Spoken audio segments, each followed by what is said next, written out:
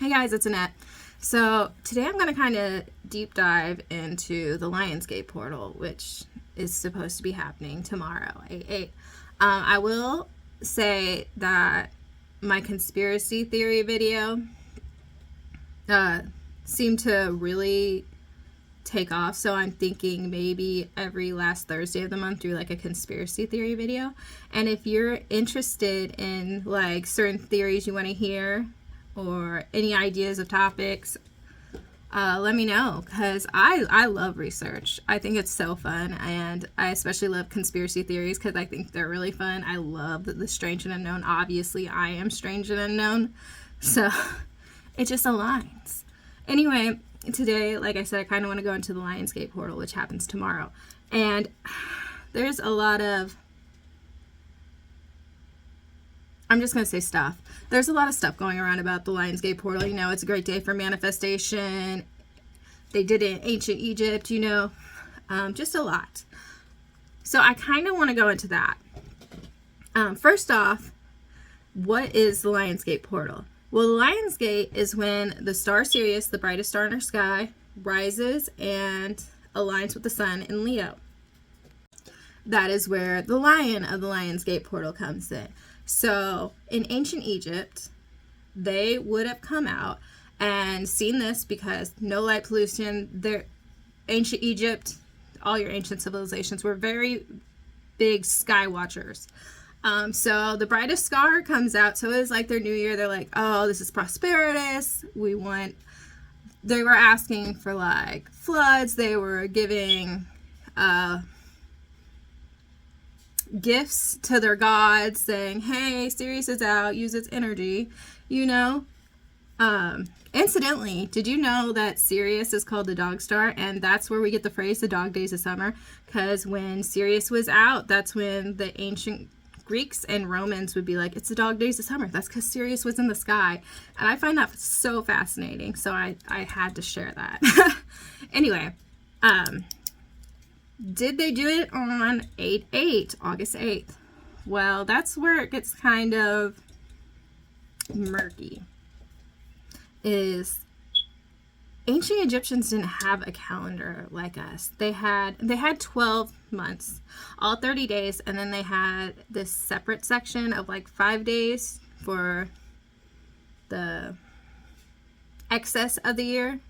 But they weren't on the calendar like us. In fact, the calendar we follow would have still, at this point in time, had October be the 8th month. Because, as you know, July and August were added for Julius and Augustus Caesar.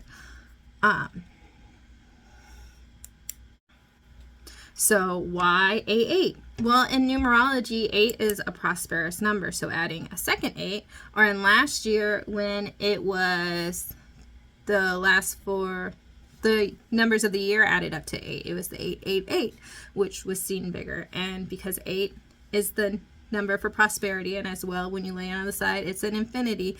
It's thought to bring much abundance, manifestations, all sort of stuff, you know, wealth, prosperity. But is it actually related to the astronomical event of Sirius? Sometimes. Not this year. This year, Sirius rises and aligns with the sun in Leo on August 11th. So if you're like, oh, I want to be like the ancient Egyptians and do like them, then great, do it on August 11th. Incidentally, the Perseids, P-E-R-E-S-I-D, Perseids, meteor shower peaks on the 12th. So if you're like, man, I'm really big into the sky, I want all my stuff, manifestations to be aligned with that, that would probably be a better peak day than 8/8. Now, if you're more on the numerology side and you're like, no, I want the 8/8 because of the numbers, then that would be better for you. Is it a legit thing? Well, I mean, if you believe it is, you create your reality, your thoughts, you know. If you take the mindset, this is the day, that 8/8's the day, I'm gonna, you know, do all this energy work, get all these abundances, switch my life around, then yeah, that's going to change. If on the 11th you're like, oh, the stars in the sky aligned right, I'm going to do all this energy work, keep this mindset, and switch my life around, then yeah. It doesn't have to be a big event. It just comes down to you on whether you want to make the changes into your mindset, if you want to do the work, you know?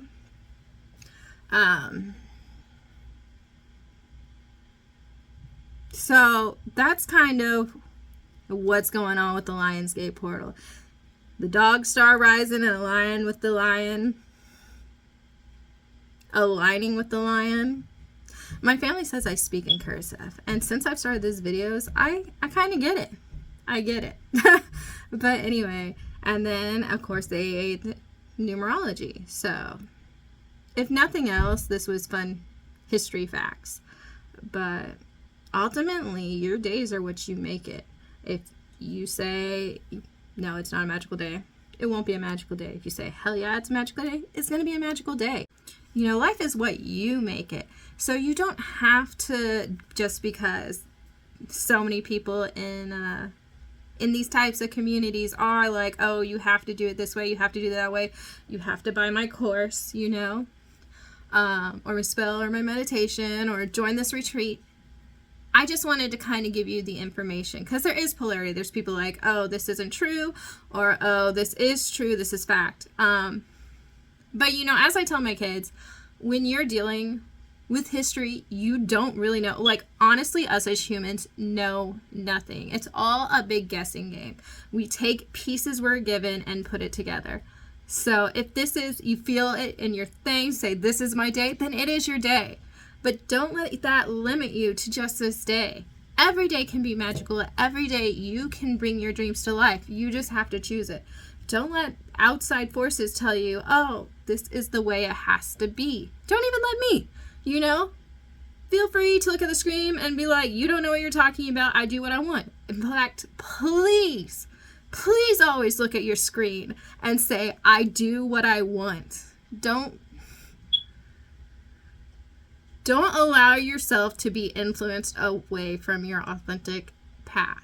Anyway, I got off on kind of a rant, but I hope you guys have a great day.